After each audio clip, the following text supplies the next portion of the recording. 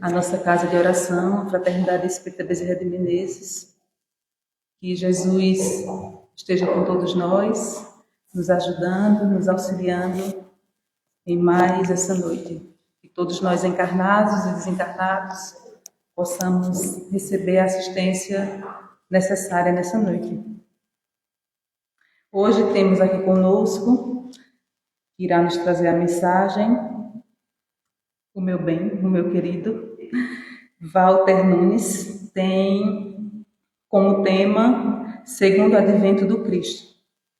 Que Jesus esteja dando a ele o entendimento necessário nessa noite.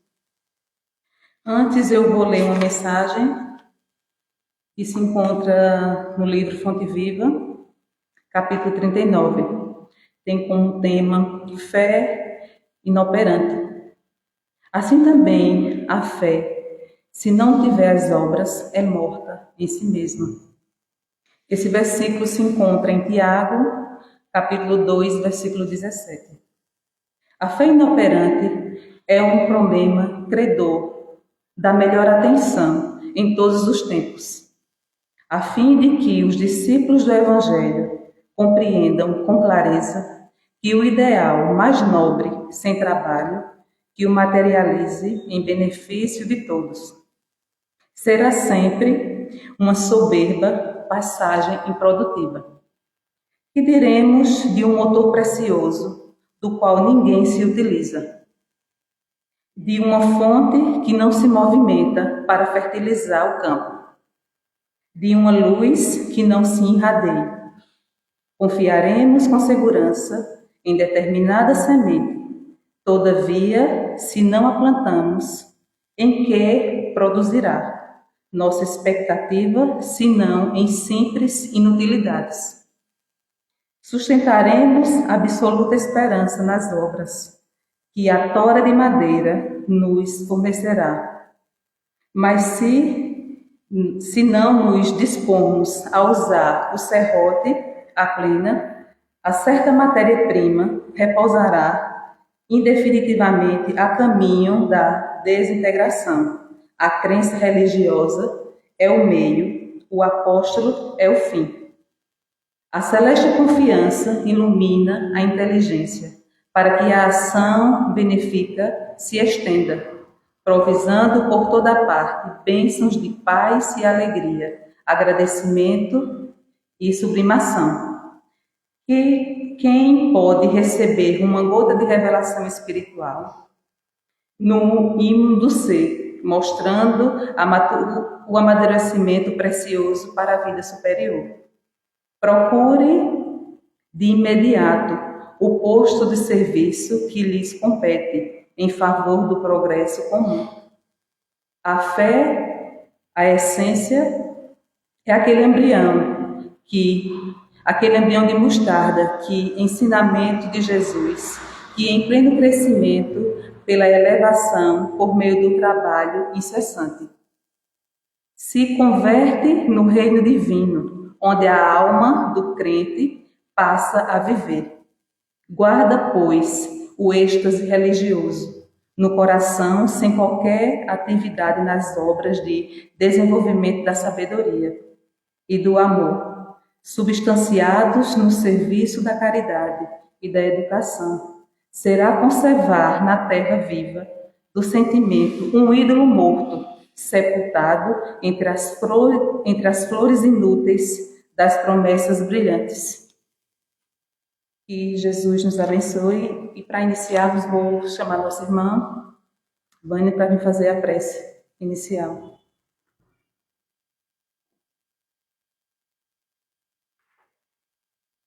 Que possamos elevar nossos pensamentos ao nosso Mestre Criador, Jesus Cristo.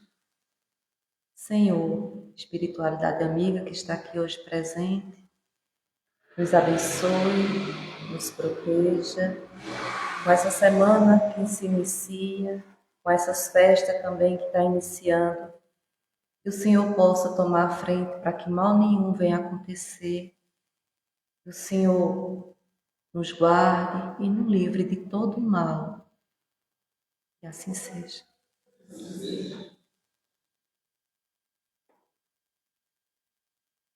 A oportunidade agora está com o nosso irmão.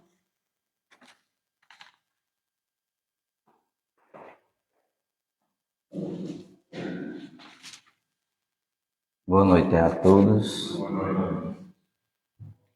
Boa noite aos amigos, internautas, que nesta noite está assistindo e até compartilhando através do Facebook a nossa conversação da noite, nesse dia de festa, né? Dia de carnaval, e a gente aqui perseverante nos ensinamentos do Cristo, assim como em tantos outros lugares as pessoas também estão compartilhando do mesmo pensamento. Os primeiros registros de informação em massa foi registrado pelos anos 59 a.C., em achados. Mostra uma placa de metal com alguns escritos. E daí ela foi evoluindo. Para a gente compreender o Cristo, a gente vai tentar trazer essa parte histórica. As comunicações na época de Jesus eram o quê? Em cima de alguma pedra, em cima de algum montinho, né? Alguma terra, nas sinagogas. Então era no grito mesmo. Não existia o que a gente tem hoje, né? Redes sociais, Facebook, tem WhatsApp, qualquer coisa a gente busca no Google. Os sistemas de som, né? Os microfones, os carros de som, a mídia que a gente tem hoje, como a televisão, o rádio, o jornal. E naquela época, na época de Jesus, o sistema de educação era bem precário. Normalmente as crianças, os meninos, na faixa etária de 6, 8 anos, eles aprendiam as letras através da pregação, né? Escutando e aprendendo, e ficava nisso aí mesmo. Eles aprendiam a palavra, né? Os ensinamentos da palavra. E o tempo para eles se resumia a isso. Aqueles que queriam estudar mais um pouco, eles partiam procurando algum mestre que quisesse ter o interesse de ensinar e que também observasse naquela criança, naquela pessoa, uma possibilidade de aprender. E daí ele chamava como se fosse um curso universitário e por aí vai. Supõe que Jesus tinha passado mais ou menos por esses esclarecimentos e não tenha continuidade dentro desse padrão de educação, até porque o padrão era de costume das famílias e o Cristo ele veio diferenciado. Ele veio com a inteligência da divindade, né? Ele foi o escolhido para trazer a mensagem entre os tempos para nós e, com certeza, a linguagem e os conhecimentos dele não vinham do plano da Terra. Nos anos de 1605 a gente tem um semanário, né, alemão, e traz para a gente ter uma ideia da imprensa, né, mais ou menos regularizada no nosso planeta. Então, daí vem o surgimento do rádio, depois vem o surgimento da televisão, e depois, agora próximo da gente, a internet, né? Eu digo próximo a gente, mas já tem alguns anos. Surgiu com Saulo, né? Que Saulo tem 1.600 anos. Será que sabe, entende mais disso, né? Então foi quando surgiu essas redes mais aprofundadas de comunicação. E hoje a gente tem a preocupação de uma nova linguagem que é a inteligência artificial. Então, imagina Jesus falar para aquelas pessoas. Uma linguagem superior, conversar com aquelas pessoas. a gente vê uma sala de aula com criancinhas, vê o trabalho que dá para a professora ser a tia, né? A tia ser professora, ser animadora, se vestir de palhaço, né? Se vestir de um monte de figuras, de personagens, para quê? Para levar o conhecimento. Naquela época, como era que Jesus poderia levar a palavra a essas pessoas? Através das historinhas. E até hoje as historinhas nos seguram, não é isso? Então, as historinhas na época, um pouquinho mais para trás, né, da gente, e os gibis, que era uma fascinação. A gente pegava os gibis, lia, mastigava um atrás do outro. Eu acho que vocês não leram, né, a revistinha Sabrina, né? Ninguém aqui nem conhece, né? Os internautas também não. A revistinha Sabrina, aqueles romances. Então, nada disso a gente conhece ainda, mas a gente teve uma oportunidade, na nossa faixa etária, de ter acesso a muitas coisas. Não vamos julgar aqui o mérito, se foram boas, se foram ruins. A única coisa que eu sei é que eu naveguei por esse mundo e eu acho que eu não sou maluco. Eu acho que a gente que está aqui, pelas conversações, não tem nenhuma pessoa que esteja doente da cabeça porque lê os gibis, né? Então hoje todo mundo está agarrado em quê? Numa telinha de um computador, numa telinha do celular, sei lá, um monte de coisa. Então, só para a gente ter uma ideia do volume de informação que a gente tem hoje, as facilidades que a gente tem hoje e as dificuldades que eram no passado. Mas se a gente fosse transportado para aquela época, vamos supor que a gente aqui, estamos presentes, abre um portal ali, a gente volta para a época que Jesus estava lá pregando. E a gente está no meio da ignorância do povo. A única forma que a gente ia compreender eram as historinhas. E essas historinhas eram as parábolas. Mas mesmo com aquelas parábolas, não ficava muita coisa na cabeça das pessoas. Não ficava. Então o povo daquela época era muito ignorante. Vê como a gente dá ênfase. O povo daquela época era muito ignorante. Por quê? Porque não tinha educação, só existia a classe rica e a classe miserável. Não é? Jornal, revista, nada disso tinha. Então aquele povo era muito ignorante de saber. E agora para a gente? Com internet, com livros, revistas, jornais, redes sociais, será que a gente não está mais ou menos no mesmo perfil? Eu estou falando a gente, eu me incluo, eu acredito que vocês sabem mais do que eu, mas assim de uma forma, uma forma coletiva, até para eu não ficar tão pequenininho, né? Eu tenho que trazer vocês para mim também. Então, será que a gente também não está envolvido nessa ignorância? Só que a gente, hoje, a gente tem possibilidades de despertar, a gente tem a ciência cutucando a gente tem a filosofia cutucando a gente, e tudo é ciência. A gente tem as redes sociais, a mediunidade trazendo informações do outro lado. A gente tem muita facilidade hoje. E será que a gente não está naquele mesmo padrão de pensamento daquelas pessoas?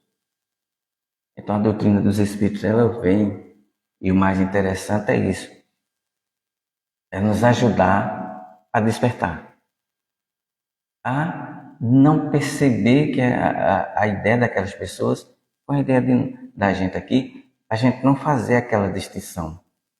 Povo ignorante, nós somos os sabidos, nós somos evoluídos. Não, estamos também envolvidos na ignorância. Quando você tem o prato e você não come, e como diz Haroldo Dias, ele diz que a doutrina espírita é feita uma banana que você descasca, joga a banana e come a casca. Então ele está chamando também a gente para uma reflexão. Será que a gente não estaria paradinho?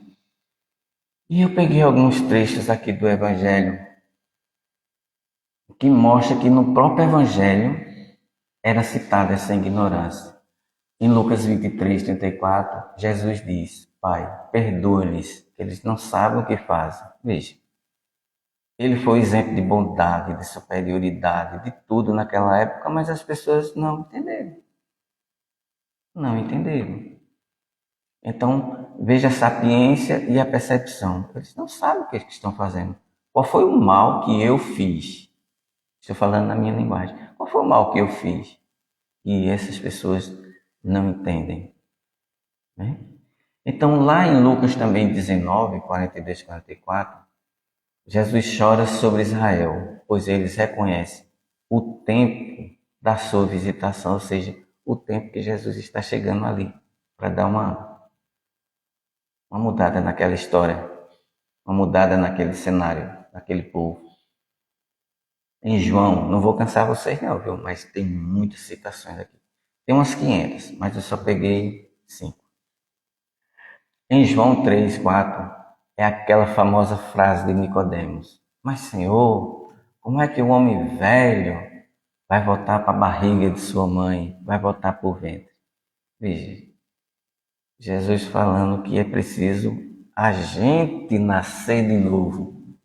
Aí o camarada percebe que, nas palavras de Jesus, que ele deveria voltar para o ventre da mãe. Veja. E Nicodemos quem era? Era um camarada que sabia de alguma coisa. Né? Ele entendia e conhecia as leis sociais e leis religiosas. Mas ele se sai com essa frase. Lá em João 6, 26, 27, tem a multiplicação dos pães. E Jesus fica triste, porque a multidão está andando atrás dele, não pelo fenômeno, mas para comer pão e peixe. Veja só. As pessoas... Gente, a gente assiste um programa de televisão, não sei vocês. Quando eu vejo um mágico, eu fico bestificado, que eu gosto. Olha, eu gosto de desenho animado. Todos os desenhos animados, eu acho que eu já assisti tudo. Eu gosto de mágico. Quando alguém está fazendo essas coisas, eu fico imaginando porque quando não existia o programa, né, que falava o Mr. M, pronto, eu endoidava porque eu perdia qualquer coisa, mas eu gostava de ver quando ele descobria, né, ele desmistificava aquela magia. Então vê só como é que a gente se perde no tempo e na história, na fase. Então naquela época, as pessoas, após a multiplicação, as pessoas faziam o quê? Vamos atrás de mais comida. Tá certo, a gente compreende. A fome, a miséria, a pobreza existia. Mas não era aquela situação que ele queria trazer. Ele trouxe para quê? Para saciar aquelas pessoas que estavam com fome, mas mostrar também o poder divino. Porque não é qualquer um que faz surgir um pão e um peixe. Né? Não é qualquer um que faz uma mágica daquela, digamos, uma magia daquela. E era extraordinário, mas as pessoas não se apegaram àquilo. Queriam o resultado. Oséias também lá é citado também no Novo Testamento. Oséias não é do Novo Testamento, mas é citado também no Novo Testamento, um fragmento que diz assim: o meu povo é destruído por falta de conhecimento. E a gente, será que a gente não está sendo destruído por falta de conhecimento? Né? Quando a gente chegou aqui, antes de vocês, a Aurélia disse assim, tantas pessoas são pseudo-sábios, vê fragmentos, não lê e acha que sabe tudo. Né? Então, isso acontece. Né? Isso é frequente em nossas vidas, a gente vê uma coisa, contextualiza a vida, aliás, a gente não contextualiza. São palavras minhas. A gente vê, escuta e vê de novo, mas não contextualiza. Por exemplo, a gente está caminhando nesse feriadão e não vamos dizer que já fizemos, tá certo? A gente não fez o que eu vou dizer. A gente vai fazer agora. A gente está nesse feriadão aí, vamos supor que a gente vai em um jardim botânico, um exemplo. Ou então a gente vai ali no sítio, ou numa fazenda, em qualquer lugarzinho aí que tenha mato, e a gente encontra uma bela rosa. O que é que a gente vai dizer? que bela rosa. Mas, rapaz, uma rosa vermelha, como é que ela nasce aqui? E pronto, parou ali.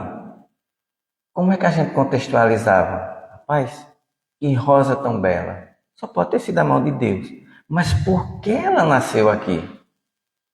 Aqui só tem mato, está um pouco seco, choveu semana passada. Mas por que essa rosa nasceu aqui? Vamos olhar o que é que está aqui por baixo do caule dela, se tem algum adubo, se tem alguma coisa, se tem algum inseto que ajudou, né? A florzinha sair, essa rosa sair. Não faça como a gente sabe que está ficando velho quando começa a colecionar plantas, né? Então a gente tem um bocado de planta em casa. Ela também tem. Então, eu estava fazendo uma limpeza lá, essa semana deu uma enxurrada lá, eu digo, eu vou fazer uma limpezinha aqui, fui tirar umas ervas daninhas. Aí quando eu olho, tinha um pé e agora eu me arrependo. Eu tirei várias ervas daninhas e arranquei um pezinho que dá muito aí, é aroeira. Hoje eu passei o dia falando em aroeira. Aí eu arranquei a aroeira, eu digo, mas rapaz, eu queria essa planta, será que ela vai... Porque eu arranquei e deixei ali, arranquei junto com as ervas e coloquei lá em cima. Aí, hoje eu estava procurando pé de aroeira para plantar. Mas onde eu quero chegar? Que naquela hora que eu peguei a planta, eu digo, mas como é que essa planta veio nascer aqui? Tanto lugar para nascer um potinho desse tamanho, como é que uma aroeira veio parar aqui? E eu arranquei. E agora ela não vai sobreviver porque demorou muito sem uma hidratação. Então, assim, por que as coisas nascem em determinado... Então, talvez seja uma bobagem o que eu estou falando. Mas é interessante a gente ter uma percepção do seguinte. Se eu conto algo para você, uma história, a gente diz assim, eu vou contar uma história, aí já fica esperando o final feliz. É contextualizar. Quando Jesus veio naquela época e contou uma historinha, realmente ele queria trazer o que ali? Mas quem eram as pessoas que estavam ali? Eram pessoas muito pobres. Beleza, pessoas muito pobres. Mas essas pessoas tinham necessidade de quê? Da palavra ou de comida? Então, é mais ou menos isso aonde a gente quer chegar. Questionar as coisas. Então, se a gente não questiona e só balança a cabeça, ou está tudo certo, ou reproduz aquilo que o amigo irmão Aurélio estava falando, reproduz aquilo que não sabe, só porque viu aquela informaçãozinha ali, não contextualiza, a gente começa a falar bobagem. Outro dia eu vi uma pessoa dizendo que toda a medicação que tinha tomado, teve que fazer uma cirurgia, os comprimidos estavam dentro da barriga, gente, pelo amor de Deus. Não ria não, que é sério, velho. É sério. A gente que trabalha com pessoas, principalmente na área da saúde, você não imagina as tamanhas barbaridades que a gente escuta. É coisa que você diz, eu não concebo que uma pessoa que teve pelo menos a primeira série e com o celular na mão tenha condição de pensar dessa forma. Mas pensa, mas age. Então, não estranhe, é dessa forma. Lá em Atos, Paulo também fala entre eles, veja só, os discípulos estão lá e Paulo, em determinado momento, em Atos dos Apóstolos, ele diz assim, naquela época, ele vê tantas coisinhas, né? Ele diz, naquela época, Deus não levava em conta a ignorância do povo. Aí a gente pode respirar sossegado, né? A nossa ignorância de hoje, Deus também não vai levar em conta. Estou certo? Olha, ainda bem. Né? Então veja, talvez a nossa ignorância de hoje seja perdoada assim, por Deus dentro de uma profundidade que a gente não alcançou. Como diz a história, só existe o pecado quando você conhece a fonte. Então, enquanto você não conhece a fonte, Deus está te perdoando. Às vezes a gente vê uma atrocidade e a gente faz o nosso julgamento porque a gente já está em uma condição de um maior entendimento, não é? Então veja lá que atrocidade. Mas quando a gente para pensar, a gente poderia contextualizar. Aquela situação estava sob influenciação espiritual, e muitas vezes está. Aquela situação, aquela pessoa tinha algum tipo de informação. Tem um ditado que diz assim: aquele camarada que dá uma lapada numa vaca, da mesma forma ele dá no filho. Ele não tem a percepção de dor. A mesma lapada que ele dá em um porco lá no cercado, sei lá, na criação dele, ele chega em casa e dá nos filhos, dá no neto, aí muitas vezes até na mulher. É desse jeito, né? Então, ele tem consciência daquilo que ele está fazendo, ele tem consciência que está batendo, mas ele não tem consciência do tamanho do estrago que ele está fazendo. Então, a vida da gente, a gente precisa contextualizar para que a gente não caia na situação da ignorância que em Atos diz aqui, né? Que Paulo fala lá em Atos, não levou em conta o tempo da ignorância. Então, o tempo da ignorância permanece entre nós, sim, mas a gente está tendo oportunidades. Quando a gente vê que as pessoas do passado cometiam atrocidades assim como uma forma natural, né? Como os romanos mesmo, se um outro falasse com ele ou não falasse, apanhava do mesmo jeito. Era só ele nem com a cara dele e apanhava. Hoje a gente tem alguma coisa parecida, mas a gente tem situações e leis que podem punir alguém. Então isso diminui um pouco. Efésios também tem lá uma partezinha que ele diz assim, ó: quem está na ignorância tem entendimento obscurecido. Questão do pecado, né? Até você não saber, o pecado não está acontecendo. Eu lembro que nos anos 91, 91, a gente fez um trabalho de... O som tá chegando legal aí? A gente fez um trabalho na faculdade, e o professor pediu para a gente assistir um filme que algumas pessoas trabalham com educação. Quem trabalha com educação já deve ter mastigado isso aí, que é um filme chamado Sociedade dos Poetas Mortos, por Robin Williams, né? Então, lá, quando eu lembro desse filme, eu fico apaixonado. Lembrando o seguinte: geralmente, quando a gente cita uma música, quando a gente cita um filme, você vai escutar a música e assistir o filme atendendo às suas necessidades de agora.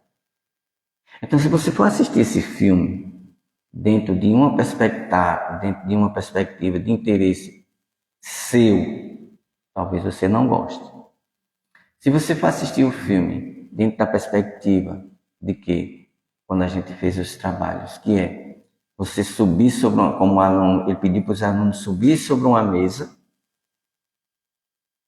e olhar os colegas embaixo e ele dizer assim: o que é que você vê? O que é que você está enxergando? Estou falando na minha linguagem. O que é que vocês estão enxergando? Pessoas sentadas com os livros na mão, certo?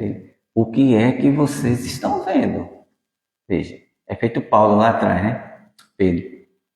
Né? Então, olha, o que ele queria dizer é: sobe sobre a mesa para você enxergar o contexto das coisas. Lá vai falar de suicídio? Vai ter suicídio? Vai. Mas é suicídio que eu estou olhando? Não é. Lá vai falar de algumas violências? Vai. Mas vai falar de quê? Daquele modelo de escola que você tem que pensar daquele jeito, fazer daquele jeito e não pode fugir desse papel. Toda a estrutura daquela escola, conservadora no conhecimento, em tudo, em investimento em tudo, era para atender uma sociedade daquela época, daquele momento que atingia, que acertava determinado público. Mas o professor, ele queria o quê? Ensinar poesia. E poesia não se ensina, se mostra a estrutura. E talvez o poeta nato, ele não precisa de estrutura, ele já faz. Né? Então o que é que ele queria? Que aqueles alunos saíssem daquele modelo. E nisso daí acontece uma série de coisas que era bom vocês assistir e a percepção de vocês. Até que alguns alunos, ele faz a proposta, diz: olha, eu vou em tal canto e vou estudar poesia. Quem quiser, quem tiver interesse, que vá, fique em tal lugar. E ele vai, a princípio ele acha que está sozinho. Daqui a pouco chega um aluno, depois chega outro, e ele forma um grupo. Sociedade dos Poetas Mortos era um grupo de alunos, bem anterior a esses, que estudavam com o coração. E daí, ele, como professor, ele quis trazer isso para os alunos. Como textualizar, falar com a alma, falar com o coração. E para falar do Cristo, a gente não pode ler o Evangelho. Não pode ler o Evangelho. Não pode ler do jeito que está ali, daquela forma que foi escrito. Percebemos que aconteceu muitas traduções. O concílio, lá atrás, a gente vê que ali foram regras ditadas dentro do Evangelho, como era que o Evangelho ia ser apresentado. Aí lá, a gente vê que a política tomou posse da religião, do cristianismo. Tomou posse da identidade de Jesus. E daquela época para cá, eu acho que não mudou muita coisa. A gente tem um Jesus capitalizado, né? A gente tem um Jesus moeda. A gente tem um Jesus que está sobre alguns palanques. A gente tem um Jesus que está nos comércios. Você chega numa loja, tem um crucifixo lá. Para que aquele crucifixo? Para amassar as pessoas? Ou para adoçar o coração e vender algo? Então, tem muitas situações de você chegar num ponto comercial e colocar um crucifixo. Não sou contra, eu até colocaria e na minha casa tem. Né? Eu ando com um crucifixo, mas para mim ele tem um significado. Você pegar a cruz, o significado não está dentro do cristianismo. A cruz ela está bem antes, lá pelo Egito, pela Babilônia. Então, muito tempo antes de Jesus. E ela tinha um símbolo de vida. Né? Aí veio para dentro do Cristo como instrumento de tortura da época. Então, hoje tem alguém que diz assim, a cruz, o cristão nem deveria andar com o crucifixo. De certa forma, sim. Porque o sentido dela em uma época era outro e durante o cristianismo ela foi outro. Durante o período que Jesus esteve e que foi crucificado, foi outro significado. Então, essa forma contextualizada para a gente chegar a esse pontinho. Lá no Evangelho, na Gênesis, a gente vai encontrar o segundo advento de Jesus Cristo. E como é que lá está escrito? E são palavras também de Jesus. Disse então Jesus a seus discípulos, se alguém quiser vir após mim, Jesus foi. Se alguém quiser vir, que se apresente. Agora, para você se apresentar, você tem que renunciar a si mesmo. Não é? Tome a sua cruz e siga-me. Ou seja, renunciar a si mesmo. Essas duas palavrinhas, renunciar a si mesmo. Uma frasezinha curtinha. É uma besteira, né? Mas se você for na profundidade, eu não tenho condição de renunciar a mim mesmo. Porque eu estou envolvido em necessidades. Eu estou envolvido numa necessidade de família. Eu estou envolvido na necessidade de um trabalho. Para quê? Para me manter a família. Para eu trabalhar, eu tenho uma necessidade de ter um automóvel, de ter, sei lá, uma bicicleta, uma lambreta, de ter qualquer coisa. Então, para eu renunciar a mim mesmo, eu tenho que abrir mão de muitas coisas. Então, eu não tenho condições de substituir a Jesus ou seguir a Jesus. Para isso, eu teria que renunciar a muitas coisas. Então, para eu seguir a Jesus dentro das minhas possibilidades de cristão, eu preciso ter dentro de mim a renovação. Saber que eu preciso renovar. Saber que eu estou errando. Ter consciência de onde estou errando. Contextualizar o meu erro para que eu possa melhorar. Para que eu possa compreender a estupidez daquele que está ao meu lado. Para que eu possa entender a ignorância tanto do saber quanto da própria brutalidade daquele que está próximo a mim. Né? Outro dia eu e Edna, a gente conversou, foi fazer o evangelho, quase que terminava 2 horas da manhã. Porque a gente foi falar sobre o inimigo. Ó, não é fácil você falar de inimigo. Perdoar os nossos inimigos. Aí vem, ó, perdoar tudo bem, mas dormir com o inimigo também não vai. Então a gente ficou naquele papapá. Então só para a gente ter uma ideia que às vezes é complicado a gente ter um entendimento. Né? Alguém faz uma raiva a gente, beleza, tô de boa. Alguém, na linguagem bem vulgar, a cruzetada, né? Alguém faz uma cruzetada com você. Quantas vezes no trabalho, no meio social, a gente tem uma pessoa que se faz de amigo e, né? Aí você, não, uma pessoa. Então a gente tem o entendimento que o outro fez por ignorância, porque ele não lhe conhece. Mas o meu sentimento com aquela pessoa qual é? Pegar no pescoço e torcer, né? Mas assim, a proposta desse advento de Jesus, que a doutrina espírita traz para a gente, é trazer aquele cristianismo da época da Casa do Caminho, como a gente vê no livro Ave Cristo, né? E lá eles faziam a caridade sem perguntar quem era você. Quem é você? Você é de que cor? Você tem alguma posse? Você veio da onde? Você fala que língua? Você veio de qual região? Não. Qual é a tua necessidade daquele momento? Então, é a fome? Então você vai sentar com a gente e vai comer. E a gente vai ter a palavra para você. Porque não só da barriga vive o homem. A gente precisa da palavra. Então, lá o Espiritismo, se você pegar todas as obras, principalmente a codificação, é fazendo esse chamado, fazendo a gente. Então, lá a gente vê que o Jesus que viria hoje, né? Então Jesus viesse hoje, qual era o formato que Jesus viria? De um saradão, camiseta regata, bem bonitão, né? Com celular, um iPhone, né? Um iPhone 1600, tirando fotos, selfie, postando nas redes sociais. Esse, para a gente, não seria o Jesus. Mas as pessoas estão esperando dessa forma. Ou então vindo assim numa carruagem de fogo, rasgando as nuvens, a gente derruba, como eu falei outro dia.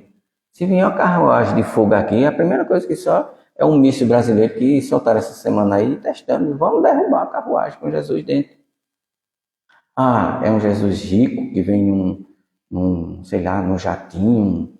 Então, qual seria o modelo de Jesus? Jesus não vem personificado. Ele não vem como pessoa. A doutrina traz isso para a gente. Ele vem na forma de um consolador e, como diz a Gênese, um consolador que vai morar entre nós, ele vai estar dentro de nós. Mas isso é difícil a gente dizer para as pessoas. Tem muita gente esperando Jesus. Ele não vem. E eu não tenho pecado nenhum na minha alma, nem ressentimento nenhum de dizer que Jesus não vem no formato que as pessoas estão pregando. Ele já está conosco. Ele nunca saiu, opinião minha, pelos esclarecimentos que a doutrina traz. Ele nunca saiu da terra. Ele só não foi codificado. Ele só não foi trazido à sua pureza e a gente não absorveu essa pureza. Simplesmente assim. Então o Consolador que Jesus prometeu é esse Consolador que vai ficar entre nós, que está entre nós, que é a nossa compreensão de um todo, é a contextualização da vida, é a contextualização do universo, né? De uma estrela, sei lá, de tudo que está em nossa volta. Então, tome a sua cruz e siga-me. A gente tem que abrir mão de uma coisa bem complicada, que é o orgulho. Alguém pode dizer, eu não tenho orgulho. Talvez não, talvez a gente tenha um orgulho mais delicado, né? Mas lá no livrinho chamado Agenda Cristã, no capítulo Liberte Sua Alma, tem essa frase que eu achei bem legal. Não escravize as opiniões da leviandade ou da ignorância. E Citus, o cavalo de Calígula, ele comia em um recipiente rodeado de pérolas.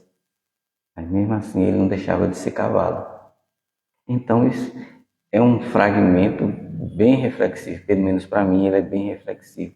Não adianta o que você tem, nem o que você é. Aliás, não adianta o que você tem ou o que possa ter. Vai adiantar o que você é. Porque nada disso a gente leva. A única coisa que a gente leva para o mundo espiritual são os valores morais que a gente tem aqui. Só isso. Se são bons ou ruins, depende de cada um. Jesus anuncia o seu segundo advento, mas não diz que voltará à terra com um corpo carnal, nem personificará o Consolador. Ó, isso é uma afirmativa. Né? É uma afirmativa. Lá no Evangelho, no Livro dos Espíritos, na questão 625, Kardec pergunta aos Espíritos a quem a gente poderia seguir. Qual modelo na humanidade que a gente poderia seguir? E os Espíritos superiores, ele diz lá, Jesus. Os Espíritos dizem Jesus. No Evangelho, fala do Espírito de verdade. Se a gente lê o Evangelho, vai perceber que a linguagem do Espírito de verdade, ela é atual para agora, para o passado, para amanhã, para séculos. Eu entendo dessa forma. Então, o Espírito de verdade que está lá no Evangelho, segundo o Espiritismo, a gente precisa contextualizar e ter uma sensibilidade de perceber aquilo dali. É uma linguagem humana, foi escrito, né? Foi escrito por espíritos, não foi um espírito, foram vários espíritos, de um conhecimento absurdo, porque a codificação, ela está para todos os tempos. Então, só podemos acreditar que o Espiritismo é o Consolador prometido por Jesus. Simples assim. Algumas predições que Jesus teve naquela época, elas foram realizadas, como diz lá na Gênesis. Por exemplo, os problemas que aconteceram em Israel naquela época, a queda de Israel. Mas Jesus também, a gente não tem muita coisa escrita pela mão de Jesus. Aliás, eu acredito que não exista nada escrito pela mão dele. E nessas escrituras que a gente encontra, nessas escritas que a gente encontra, será que Jesus não disse algo mais? Será que no Concílio de Nicéia algumas coisas não foram mexidas por lá? Nas traduções do Evangelho, será que ali está fielmente os fatos acontecidos? Com certeza não, gente. Porque o Evangelho é para a gente ler de forma contextualizada. Lembra da rosa que eu falei? O Evangelho deve e precisa ser contextualizado. Estou com uma dor de cabeça. Contextualiza. Você vai achar. Hein, Vânia? Estou com uma enxaqueca. Contextualiza. Tu vai achar o problema. Estou com um problema financeiro, contextualiza, para ver se você não trocou os pés pelas mãos. Lá, nesses livros, eu não sei se é em Via de Luz, dizendo assim, que nós procuramos os sofrimentos. Eu sei que é o capítulozinho 27, e fala lá no finalzinho, mas eu não sei se é Fonte Viva ou é Via de Luz. Vocês podem procurar por aí, ou então, se souber, me diga. Nós procuramos os próprios sofrimentos. Aí alguém diz, rapaz, não diga um negócio desse não. Se a gente contextualizar, a gente procura os próprios sofrimentos. Eu ando a pé, compro um carro, beleza, olha, estou feliz. Na primeira semana. Quando chegar a fatura, tu já vai... E a preocupação?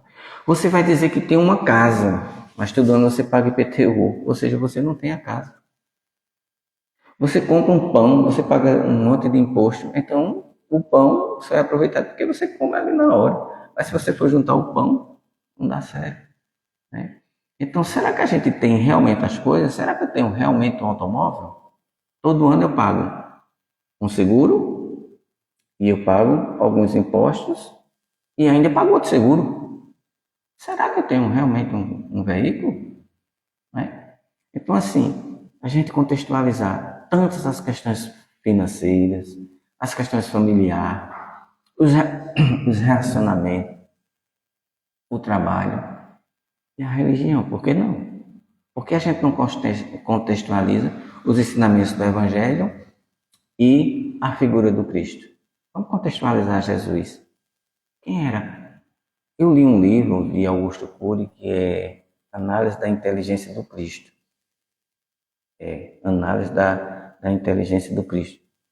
Gente, o camarada, ele fala coisas que você não percebe. Por exemplo, Jesus sangrou pelo corpo todo, a coroa.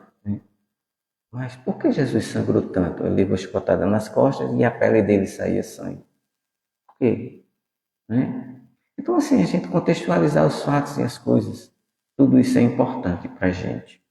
Já estamos chegando no final, sei que vocês já estão com sono, mas eu não posso deixar passar esse pedacinho aqui que a gente encontra lá no Evangelho segundo o Espiritismo, que até eu comentei com as minhas palavras. O Consolador, que é o Santo Espírito, isso é um fragmento também tirado do Evangelho, viu? Que é o Santo Espírito, que meu Pai enviará em meu nome, vos ensinará todas as coisas e vos fará recordar tudo o que vos tenho dito.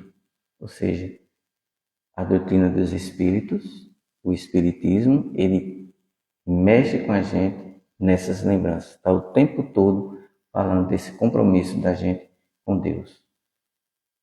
E a gente escuta muito o termo cristianismo redivivo. O que significa isso? Que tanto a gente fala? Refere-se à proposta de que o Espiritismo é a restauração e a vivência prática dos ensinamentos originais de Jesus Cristo. Veja, é isso que o Espiritismo tem. Todos os espíritas são santos. Está dizendo isso? Não. Somos pessoas diferentes. Eu tenho uma necessidade, o Saulinho tem outra, o amigo tem outra, a Aurélio tem outra, a menina aí. Cada um tem uma necessidade diferente e um entendimento diferente. Né? Quando eu falo, alguém comeu uma manga, ou chupou uma manga, pode ser uma manga fruta, pode ser uma manga da camisa. Eu disse quem foi? Né? Então a linguagem, então as traduções perdeu muita coisa.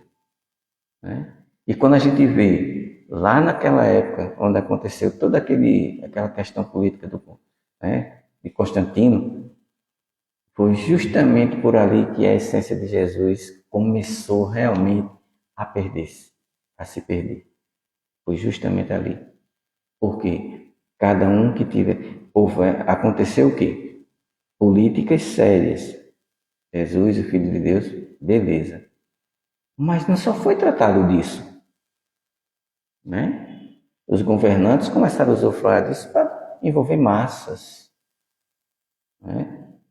Então, um dia desse aí, está com uns 15 dias, eu vi uma notícia numa revista virtual, dizendo assim que vai acontecer, com todo respeito aos amigos e irmãos evangélicos, tenho muitos colegas, uma bancada evangélica, gente.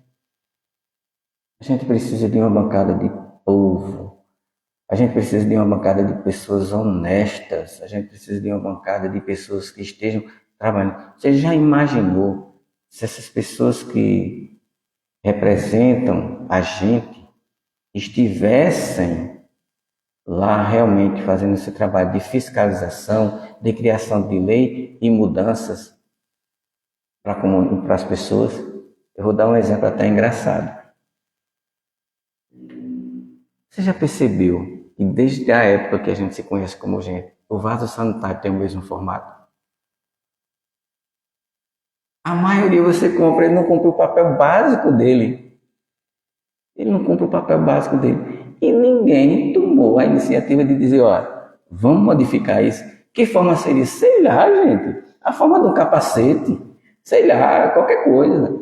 Mas não mudou.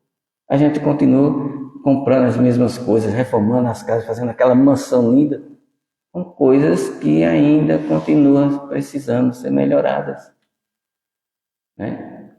Então, seria mais ou menos isso aí. Lá no livrinho Via de Luz, eu separei essa mensagem só para a gente encerrar. Em Via de Luz, a mensagem de número 100. Vocês podem olhar, ler ela toda, mas eu só peguei esse pedacinho que é no final. Não basta fazer do Cristo Jesus o benfeitor que cura e protege, porque a gente só procura ele para isso, viu? A gente não. Eu. Só procura o Cristo para a cura e a proteção. É indispensável transformá-lo em padrão permanente da vida, por exemplo e modelo de cada dia. Boa noite a todos.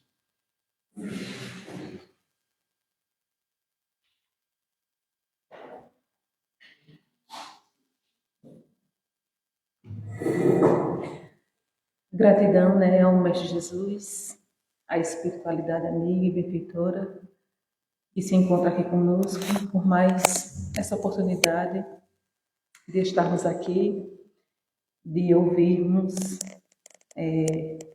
esse atento, né, para as nossas vidas, que possamos realmente vir refletir tudo que ouvimos e que possamos sentir o desejo de colocar em prática. Que Jesus continue abençoando a sua vida, meu querido, com muita luz, com muita paz, com saúde, e que você possa sempre dizer: eis-me aqui, para vir falar do amor de Cristo. Eu vou passar agora alguns avisos. Na próxima quarta-feira, teremos aqui conosco a nossa irmã Rosana Mendes. Tem como tema cuidar do corpo e do espírito. E também temos a campanha do quilo. Amanhã não tem, só a partir do próximo domingo, a partir das 8 da manhã. Quem sentiu o desejo de participar desse trabalho, pode vir aqui falar com o seu Sebastião, que ele passa todas as instruções. Também temos a sopa fraterna, que acontece todos os sábados. Quem também sentiu o desejo de contribuir com essa obra também, tanto em ajuda financeira e ajuda física, todas serão bem-vindas. Todas as segundas temos o Evangelho com o nosso irmão Rubens Ferreira, esclarecimento do Evangelho, as passagens e tratamentos e passes. Todas as quintas e domingos temos os estudos online através do canal do YouTube, Conexão para a Luz. E estão todos convidados a participar desse trabalho no Instagram e no Facebook, pelo canal do Bezerra. E também temos no domingo, às 8 da manhã, Espiritismo no Ar, ao vivo, no canal do YouTube, com o nosso irmão Soares e Silmara, respondendo perguntas e trazendo notícias do movimento espírita. Gratidão a todos, que o bom mestre continue nos abençoando. Após a prece final, teremos os passes individuais. Aqueles que sentirem o desejo e a necessidade, podem aguardar que a gente vai atender a todos. Que Jesus abençoe.